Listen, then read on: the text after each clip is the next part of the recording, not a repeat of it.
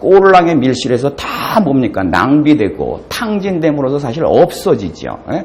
그래서 그렇기 때문에 사실은 15살 반의 당신의 얼굴이 젊었을 때 얼굴이 상당히 아름다웠다면 그것이 바로 그때만 있는 그 어떤 사실 관능인데 그게 그런 관능이 있었기 때문에 사진을 들여봐도 그 관능이 있는 당신의 젊은 시절 얼굴이 아름답다고 많은 사람들이 얘기하지만 그러나 어떤 사람은 와서 전혀 다른 방식으로 얘기하잖아요. 이미 그게 다 없어져 버린 당신의 지금의 얼굴 그렇죠. 이 관능이 완전히 부재해버린 얼굴, 그 얼굴이 더 아름다워요 라고 얘기했을 때는 그게 무엇이냐 하면 젊은 시절의 관능은 어차피 결국은 젊은 시절에 어떠한 그런 육체성 안에 들어가 있기 때문에 육체는 그러나 뭡니까? 소멸할 수밖에 없는 것이에요. 그래서 소멸하면서 이 관능도 뭐예요? 소멸해 버렸기 때문에 그것이 무엇이죠? 결국은 아름다웠다고 하더라도 소멸성을 지닐 수밖에 없는 거라면 그 뒤에 이 사람이 당신의 지금 늙은 얼굴이지만 그 늙은 얼굴이 더 뭡니까? 아름답습니다 라고 얘기하게 되면 이건 결국 무엇 때문이에요? 당신의 육체 속에는 그 뭡니까? 15살 반에 있었던 관능이 지금은 부재하지만 그러나 바로 그 부재 때문에 남아있는 게 있어요 라고 얘기한단 말이에요. 그래서 그런 식으로 이제 우리가 이 텍스트 그 문장을 좀 이해해 볼 필요가 있지 않나 그런 생각이 듭니다. 그래서 하여튼 우리 이 연인이라고 하는 이 작품을 우리가 하나씩 좀 따져가야 되는 그런 문제가 생기는데 우선 이게 저는 아까 말씀드린 것처럼 오늘 그 독법은 내러티브를 보게 되면 말하자면 크게 두 갈래로 얘기되고 있는 거 있습니다. 가족사 그렇죠. 이 가족사가 있고 하나는 이 중국인 남자하고의 이제 그 연애가 쭉 이제 관련되고 있는데 바로 다 이게 서로 이제 연결돼 있는 부분이라고 볼 수 있죠. 그래서 제 식으로 보게 되면 이런 것 같아요. 그러니까 여기서 보게 되면 제가 독법은 제가 읽으려고 하는 그러한 이제 그 독서에 한 명제가 있다면 질문이 있다면 이 텍스트 속에 들어있는 질문이 있다면 뭡니까? 사랑을 불가능하게 하고 있는 그러한 조건 속에서 사랑은 어떻게 자기를 완성시킬 수 있는 것인가라고 하는 거. 그래서 지금 여기 텍스트 속에서 말하자면 이 소녀를 둘러싸고 있는 그 상황은 여러 가지 상황들을 복합적으로 가지고 있지만 그것들이 근본적으로 가지고 있는 성격은 뭐냐 하면 이 15살 반이라고 하는 이 소녀가 가지고 있는 이 관능을 말이죠. 꽃 피우게 하지 못하는 모든 힘들로 작동을 하고 있다라는 거예요. 그래서 중요한 것은 바로 그것입니다. 바로 말하자면 시대적으로 보면 어떻습니까? 시대적으로 보게 되면 지금 전쟁이 일어나고 있는 시대잖아요. 그렇지 않습니까? 그래서 이 전쟁이 일어나고 있는 시대라고 하는 것은 다름 아닌 그 전쟁을 대표하는 가족의 구성원이 누구죠? 바로 이 큰오빠예요. 그렇죠? 큰 오빠인데 이 큰 오빠는 상징적으로 뭐의 상징입니까? 바로 악의 상징이에요. 악의 상징이고 그리고 이 악의 상징이라고 하는 것은 결국은 남성적인 어떤 힘. 그래서 남자의 육체와 여자의 육체를 어딘가에서 비교하는데 남자의 육체를 보게 되면 뭐든지 억누르려고 하는 육체성을 가지고 있다. 자세를 갖고 있다.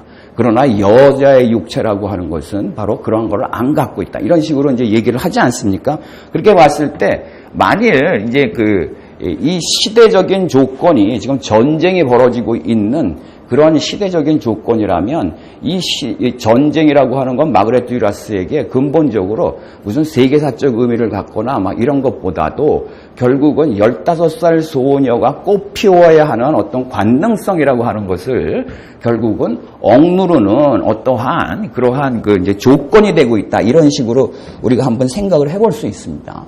또 하나는 뭐냐면 바로 15살 소녀의 관능을 불가능하게 만들고 있는 하나의 조건 중에 하나는 다름 아닌 가족적 조건이죠. 그렇죠? 어떤 가족적 패밀리라고 하는 그런 조건이 가지고 있어요. 이 패밀리는 지금 아버지가 죽고 그리고 어머니의 주도 아래 두 오빠와 그리고 한 그런 여동생 이렇게 4인 가족으로 만들어져 있는데 이 가족을 주도해 나가고 있는 사람이 누굽니까? 그건 바로 어머니예요. 그렇죠?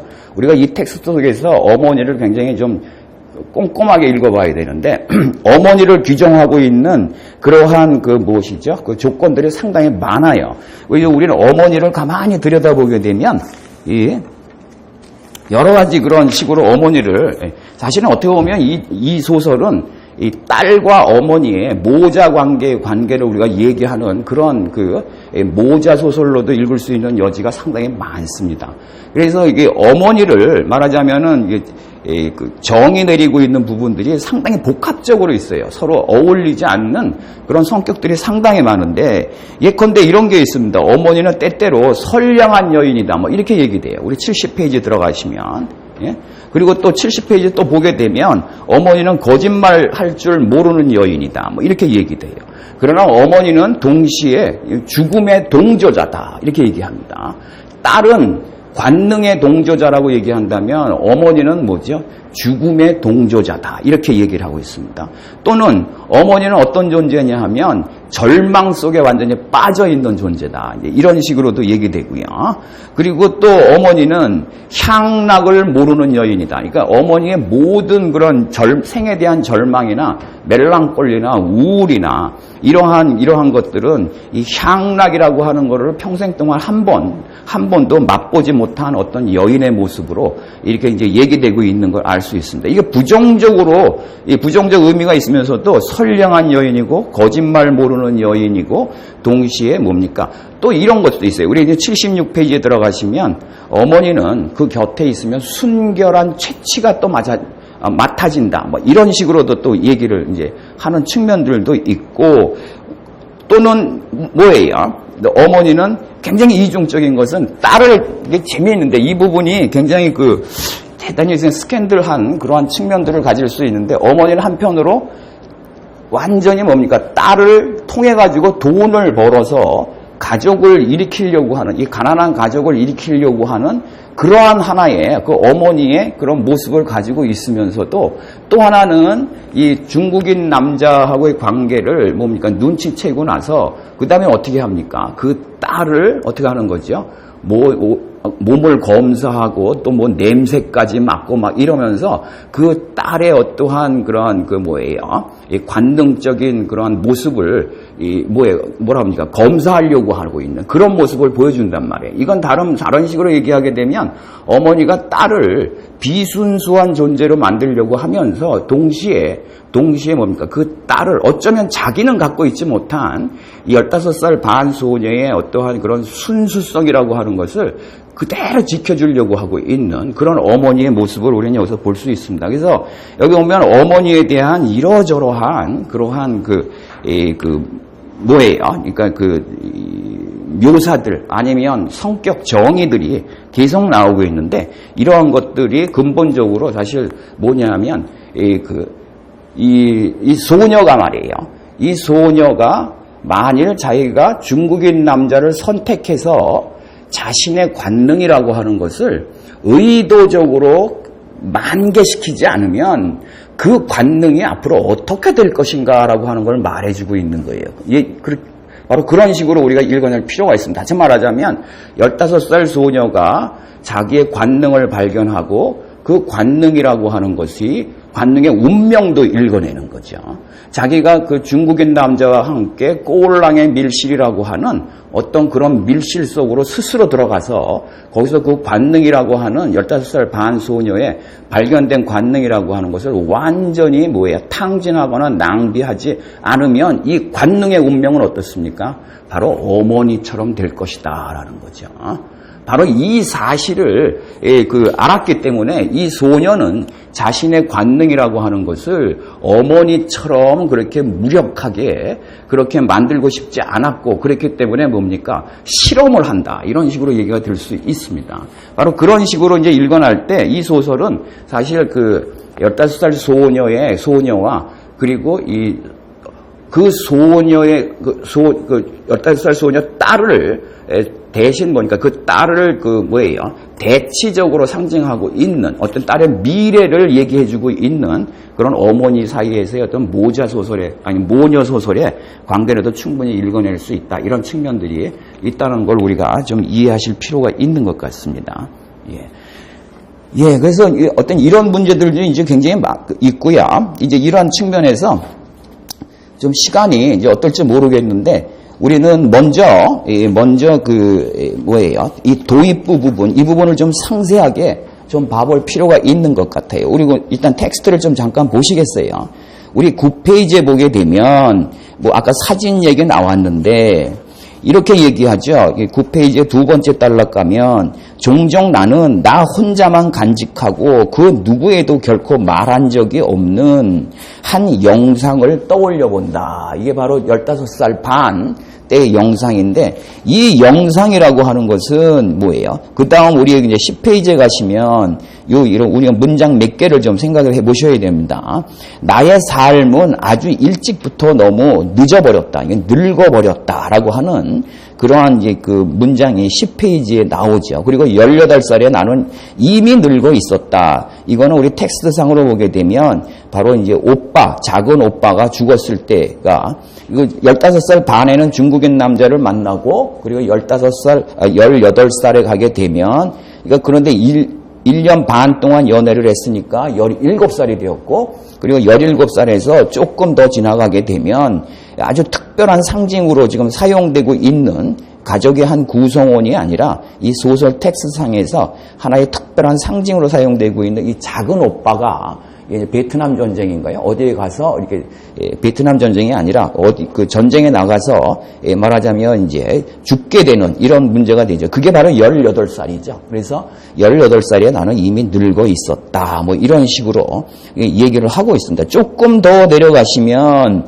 가장 중요한 게, 그래서 11페이지에 가시면 말이죠. 거기에 두 번째 단락에 이렇게 쓰여져 있습니다. 여러분에게 다시 한번 하고 싶은 얘기는 내 나이 15살 반이었을 때 얘기다. 나는 그때 메콩강을 나룻배로 건넜다. 그리고 그 메콩강을 나룻배로 건널 때 나는 무엇입니까? 바로 그 어떠한 나의 이미지를 보았다. 그리고 그것이 15살 반이고 이런 식으로 얘기합니다. 그래서 조금만 가시면 여기에 보기엔 뭐라고 이제 얘기가 나오냐 하면 14페이지에 가시면 말이죠. 14페이지에 가시면 마지막 단락에 첫 줄이 이렇게 되어 있습니다. 내 생의 역사는 존재하지 않는다라고 얘기하는데, 이건 다른 식으로 얘기하면 내 생은 역사를 갖고 있지 못하다라는 게, 역사는 뭐죠? 우리는 소위 정상적으로 살게 되게 되면 어떤 식으로 됩니까? 나는 태어나서 어딘가 학교를 다니고 또 무슨 사춘기에 들어갔다가 그 다음에 누군가를 만나서 연애를 하고 또 그래가지고 뭡니까? 무슨 연애가 완성되면 결혼을 하고 아이를 낳고 쭉, 이게 바로 역사예요. 근데 역사라고 하는 것은 근본적으로 어떤 의미를 갖느냐 하면 하나의 삶이 말하자면 어떠한 필요한 그런 시간의 흐름을 따라가지고 천천히 꽃 피워져서, 그래가지고 마지막에 뭡니까? 하나의 그런 만개된 꽃으로 자라날 수 있는 그러한 상태를 우리는 생의 역사라고 얘기할 수 있어요. 이건 만일 우리의 하나의 태어난 생이라고 하는 것을요, 그렇게 말하자면 생이라고 하는 건 이렇게 볼 수 있습니다. 그래서 생과 역사의 관계를 보면, 생은 한편으로는 뭡니까? 자연성을 가지고 있는 거죠. 그러나 생은 동시에 무엇입니까? 소위 사회성이라고 하는 걸 갖고 있다라고 볼 수 있습니다. 소위 뭐냐 하면 하나의 소위 인간의 생이 제대로 무엇입니까? 성숙한다라고 하는 것은 역사적 과정을 잘 밟을 수 있을 테인데, 이건 동시에 무슨 얘기를 하냐 하면 나의 육체가 차츰차츰 만개하지요. 그렇지 않습니까? 예? 차츰차츰 만개해요. 그럼 만개하는 게 바로 육체, 자연성이 뭐예요? 나의 육체성을 따라서 천천히 꽃 피워가는 과정과 그거 바로 이게 꽃 피어가고 있는 육체성의 무엇이에요? 과정이 그 사회성을 따라서 거기에 걸맞는 어떤 사회적인 뭐예요? 과정을 함께 걸어가게 되면 우리는 사실 어떻게 보면 굉장히 행복하게 나의 육체의 성장과 또는 내 내면의 성장이나 아니면 나의 사회적인 어떠한 그런 주체성의 성장이 잘 어우러져서 커져가지고 그래서 나중에 나는 하나의 퍼슨이 될 수 있다. 퍼서널리티를 갖게 된다. 우리는 보통 뭡니까? 그게 정말 우리가 이게 순탄한 화해로운 과정인지 아닌지는 우리가 나중에 문제로 묻는다고 하더라도 우리는 이렇게 커왔어요. 그렇지 않습니까? 그렇지 않습니까? 내 육체가 그게 뭐 교육제도 같은 거를 통해서 봐도 되죠. 뭐 초등학교도 아니고 중등학교도 아니고 고등학교도 아니고 대학교도 아니고 뭐 이런 식으로 쭉 크는 거죠. 근데 이게 뭡니까? 지금 이 여기에 주어진 뭐예요? 이 주인공 15살 반 아이에게는 이게 가능합니까? 가능하지 않습니다. 이 아이는 15살 반에 뭐예요? 앞으로 전개돼서 꽃 피워야 될 어떤 관능을 발견하지만 그 관능이 차츰차츰 그 어떤 과정을 거쳐서 성숙한 하나의 꽃으로 자라날 수 있는 그 사회적 조건이 없어요. 그렇지 않습니까? 예? 예를 들면 시대적 조건도 그렇고 가족적 조건도 그래요. 바로 이 당시의 그런 시대적 조건과 가족적 조건으로 얘기를 하게 되면 이 육체가 만개되어 가는 과정을 만개시키는 것이 아니라 그것들을 구속하면서 이 관능이 만개되는 게 아니라 관능이 무엇입니까? 피워보지도 못하고 어떻게 이게 소멸되는 과정으로 이 그 15살 반 소녀의 관능성은 그냥 놔두면 그렇게 되어버릴 운명성이 있다라는 거죠. 그 길을 걸어서 태어난 여자가 누굽니까? 그게 바로 엄마예요. 그렇지 않아요? 그게 바로 엄마죠. 바로 이러한 이제 그 문제가 있기 때문에 이 문장에 나오는 거죠. 나의 생을 되돌아오면 내 생 속에 역사라는 건 없다. 즉 나의 삶이라고 하는 것은 아주 뭡니까? 이 시간을 차츰차츰 따라가지고 정상적으로 만개되었던 생이 아니었다라고 하는 거죠. 예? 왜냐하면 그런 조건 내에 있지 않았기 때문이다. 이런 식으로 얘기하죠. 그러나 그 뒤에 나오고 있는 그것은 무엇이냐면 우리가 바로 이 소설을 얘기하지만 그럼에도 불구하고 나는 혹은 바로 그런 조건 내에 있지 못했기 때문에 나는 15살 반 때 어떤 결단을 내렸어야 됐다라는 겁니다. 다시 말하자면 나의 생을 혹은 나의 관능을 지켜야만 했었다라는 거죠. 그리고 그걸 지켜내는 그러한 그 작업이 바로 나의 생을 뭡니까? 역사를 못 갖게 했다라는 거죠. 그래서 그 결과가 뭐죠? 나의 생은 15살 반부터 17살 때까지만 있었고 그 이후에 나의 생은 없다. 이런 식으로 얘기를 하는 거나 마찬가지죠. 그래서 이런 조건으로 보게 되면 이 소설에서 이 소녀가 굉장히 말하자면 일탈적인 그런 이제 그 관능의 실험을 하고 있는 이유는 다름 아니면 뭡니까? 이 생이라고 하는 것이 사실은 그냥 안온하게 자신 한 송의 꽃이 씨앗이 떨어져서 뭐예요? 꽃이 피어나가는 것처럼 그런 과정을 밟아 나갈 수 있는 그러한 아주 뭐예요? 정상적인 상황 속에 자기가 들어있지 않았더라는 거죠. 그래서 그 자기가 처했던 상황은 시대적이든 역사적이든 간에 가족적이든 간에 이 관능이라고 하는 것을 꽃 피우지 못하게 하는 어떤 세력으로서 있었고 나는 이 세력에 대해서 나의 관능을 지키기 위해서 저항하지 않으면 안 되었다. 이런 말이 사실 내 생의 역사는 존재하지 않는다. 이런 말로 한번 얘기해 볼 수 있는 그런 측면이라고 볼 수 있습니다. 그래서 이 부분만 한번 함께 좀 읽어보도록 할게요. 그래서 아까 그 메콩강을 건넌다. 그리고 메콩강을 건널 때 내가 15살 반이었다. 그리고 메콩강을 건너는 15살 반 때 나는 나의 어떤 이미지를 보았다. 이런 거지요. 그렇게 얘기를 하는데 그때 나는 어떠했느냐라고 하는 것을 16페이지에 가시면 이렇게 자기 얼굴에 대해서 얘기합니다. 얼굴에 대해서. 그 16페이지 첫 번째 위에서 한 넷째 줄 보시면 15살 때 내 얼굴은 관능적이었다. 그렇지만 이게 굉장히 중요한데 그때 나는 관능이라는 게 무엇인지 알지도 못했다. 관능에 대한 정의가 나와요. 예? 관능은 뭐예요? 이미 육체 속에 뭡니까? 육체는 눈을 뜨나 그러나 그게 관능이 되려면 무엇입니까? 그것이 무엇인지를 그 육체의 주인은 모르고 있어야 된다. 여러분들 우리가 예를 들면 우리 사춘기 요새 뭐 여고생들 이렇게 이제 보거나 특히 여중생들 이렇게 보게 되면 그 시기가 아주 특별한 시기라는 걸 알 수 있어요. 보통 이렇게 얘기하죠. 여기 있는 뭐예요? 여성들은 다 그 과정을 알고 지나왔는지 못 알고 지나왔는지 잘 모르겠는데 어쨌든 그 시기가 있어요. 어떤 시기냐면 이건 남성에게는 별로 없어요. 보통들 이렇게 얘기해요. 여자가 먼저 뭡니까? 몸이 성숙한다고 얘기하죠. 그렇죠? 남자애들보다. 네? 남자는 그래서 어느 시기에 가게 되면 특히 사춘기 시기에 가게 되면 남자애들이 뭡니까? 미성숙하지요. 그리고 여자애들이 그거에 남자애들보다 훨씬 성숙해 있어요. 이거는 한번 들어보면 여성의 육체가 더 빨리 남자애들보다 더 빨리 눈을 뜬다는 거예요.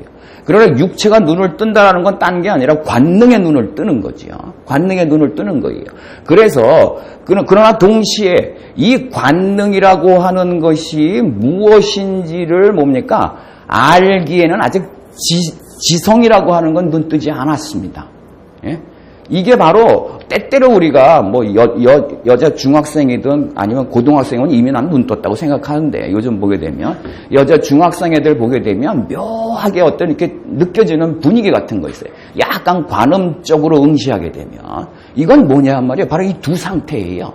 이미 관능이라는 것이 풍겨 나와요. 걔네들한테. 예, 나와요. 근데 하는 행동을 보게 되면 애야. 예? 그 아시겠죠? 예? 바로 그걸 얘기하는 겁니다. 지금 다른 게 아니고 이게 저게 누구예요? 이게 마그렛 듀라스가 내가 메콩강 건너가면서 내가 그때 내 어떤 이미지를 보았다. 근데 이 이미지를 보았다라고 하는 것이 이중적이죠. 이중적이에요. 그거는 뭐냐 하면 바로 나의 관능을 내가 뭐예요? 알게 되었다라는 것이고 그러나 동시에 아까 얘기하잖아요. 나는 근데 그게 뭔지 모른다. 그래서 카메라가 있어도 못 찍었을 거다. 이렇게 얘기해요. 못 찍었다. 대표적인 이 상태를 더 적극적으로 얘기하고 있는 인물이 하나 나오죠. 여기. 누굽니까? 엘렌 레고넬이라고. 그렇죠? 네? 엘렌 레고넬이 나오는데 뭐예요? 이 아이는 지금 이 두 아이의 관능의 문제는 상당히 달라요. 이게 왜냐하면 이 엘렌 레고넬의 어떤 그런 육체 그러죠. 그래서 보게 되면 나는 그 아이의 뭡니까? 젖가슴을 먹고 싶어. 막 이렇게 얘기하고 약간 레스비언적 어떤 그런 충동 같은 것도 사실 엿보이는데 잘 모르겠어요. 마그렛 듀라스가 레스비언적 성격이 있었는지 없었는지 난 잘 모르겠는데 보게 되면 그 엘렌 레고넬을 어떤 식으로 묘사하죠? 엘렌 레고넬은 바로 제가 얘기한 거예요. 그 자기의 그런 육체가 이미 완전히 그 관능에 눈 떠 있는데도 철저하게 몰라요. 자기가 누군지. 그쵸? 어? 그래가지고 여전히 어린애예요. 근데 지금 누굽니까? 이 15살 반 소년은 어떻습니까? 엘렌 레고넬 같습니까? 그렇지 않아요. 약간 다른 형태를 지니고 있어요. 뭡니까? 완전히 자기 관능이 뭡니까? 눈을 떴다라는 거를 뭐예요? 확실하게 알지는 못하지만 어떻게 되는 겁니까? 감지하고 있어요. 이게 뭘 가져오느냐? 이게 욕망이라는 문제를 갖고 온다는 거죠. 이 시기에 욕망을 알게 된다라는 식으로 얘기를 할 수 있습니다. 그래서 이 부분이, 이 앞부분이 바로 이걸 아주 섬세하게 따져 들어가는데요. 그래서 이렇게 얘기하죠. 나에게는 관능적인 요태가 있었고 이 관능적인 요태를 오빠들도 눈치채고 어머니도 눈치챘을 것이다. 그러면서 그거를 훨씬 더 묘사를 하죠. 나에게는 모든 것이 이 얼굴로 시작되었다. 이렇게 얘기합니다. 근데 제가 볼 때 뭐예요? 다른 부분들은 잘 모르겠는데 이 앞부분에 대해서는 우리 이게 김윤환 선생이 이렇게 보게 되면 이 번역을 영 컨텍스트를 모르고 번역하신 것 같아요. 제가 볼 때. 나이가 많으신 분인데 죄송한 말씀인데 근데 사실은 사실이야. 이게 이거 보게 되면 이 부분이 가지고 있는 이 마그렛 듀라스가 이 부분을 통해서 얘기하려고 하는 그런 컨텍스트가 있어요. 무리가 근데 이 컨텍스트를 전혀 잡아내지 못하고요. 여기서 경험인데. 그래서 예를 들면 이것도 그래요. 나에게는 모든 것이 그런 식으로. 근데 이 문장 다른 식으로 번역하면 이 얼굴로 나는 이렇게 모든 것이 그 이후의 일들은 눈에 띄는 얼굴인데 이것은 눈에 띄는 얼굴. 이 얼굴을 뭔가를 묘사하죠. 이게 보면 눈에 띄는 얼굴. 독일어도 그대로 번역하면 그래요. 뭔가를 보고 있고 그 다음에 무엇입니까? 초조한 게 아니라 밑개놈만 뭔가에 사로잡혀 있는 이라는 뜻이고요. 바로 그런 얼굴이에요. 그러면서 이거를 뭡니까? 조숙하다라고 하고 눈짜기가 거무스루하다 얘기하는데 그러면서 동시에 이 얼굴은 뭐예요? For their child. 어떤 시기보다 앞서가지고 그 시기보다, 그러니까 미리 알아버린 그 무엇으로 뭡니까? 눈자위가 둘러싸여 있는 이런 뜻입니다. 이해하시겠습니까?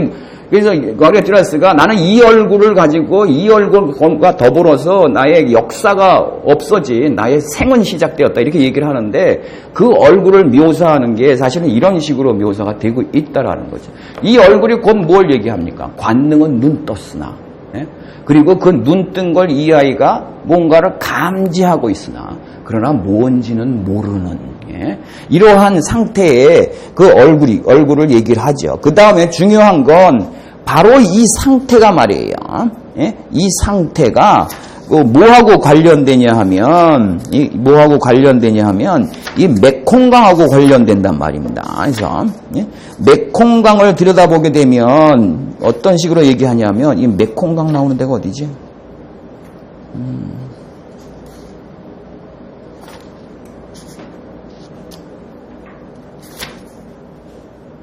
그렇죠. 이 메콩강, 그 다음에 보게 되면 메콩강을 얘기하는 게 17페이지예요. 그 끝에 보시면 이따금 어머니는 나에게 메콩강을 얘기하는데 메콩강처럼 아름답고 유유하고 야성적인 강은 아마 내 평생 다시 못 볼 거라고 말했다. 대양을 향해서 흘러내려가는 그 강, 멀리서 보기에는 유유한 것 같지만 배를 타고 가면서 메콩강을 들여다보면 어떠세요? 급류예요. 그렇죠? 급류이고 지구가 기울어진 것처럼 마구 쏟아져 내려간다. 이렇게 얘기하죠. 그 다음에 뭡니까? 또 메콩강 어떤 식으로 얘기합니까? 버스가 바다에 떠내려가지는 않을까 늘 겁이 날 정도이고 그래서 나는 그 거센 물결 속에서 내가 보았던 게 뭡니까? 15살 반에 관능이 눈 떠서 그것을 반쯤은 예감하고 있는 이 아이가 메콩강을 건너가면서 그 영상을 만나는데 그 영상을 만나면서 동시에 발견하는 게 있어요. 그게 뭐죠? 바로 메콩강이에요. 이 메콩강을 뭐랍니까? 나는 그 거센 물결 속에서 나는 생의 마지막 순간을 보는 것만 같았다. 이거 뭡니까? 죽음도 봐요. 이해하시겠죠? 그래서 15살 반 이 시기에 이 소녀의 그 삶을 자기 정체성을 확고하게 만드는 것은 서로 결합될 수 없는 두 가지가 한꺼번에 발견되는 거예요. 하나는 관능이고 하나는 뭡니까? 죽음입니다. 이게 마그렛 듀라스의 테마예요. 근본적인 테마예요. 그리고 관능이라고 하는 건 다른 식으로 얘기하게 되면 뭡니까? 걷잡을 수 없는 생의 충동이에요. 그렇죠? 생의 충동. 그리고 메콩강으로 얘기되고 있는 건 뭡니까? 죽음이라고 하는 어떠한 그런 급류를 우리가 만나게 되는 거죠. 그래서 이 두 개의 조건 속에서 바로 이 이미지라고 하는 게 발견된다. 이렇게 이미지라고 하는 거 발견된 거. 그리고 그 다음 얘기는 뭡니까? 그리고 내가 바로 메콩강을 건너갈 때 바로 뭡니까? 웬 중국인 남자가 있었다. 이런 식으로 얘기를 하고 있잖아요. 그렇지 않습니까? 그래서 이제 사건이 그래서 벌어지는 거죠. 또는 여기 보게 되면 우리는 아주 재밌게 보는 건데 그 다음에는 뭡니까? 그때 자기를 형성하고 있었던 여러 가지 뭡니까? 장치들에서 얘기해요. 하나는 뭐죠? 나는 생사로 만든 원피스를 입고 있었다.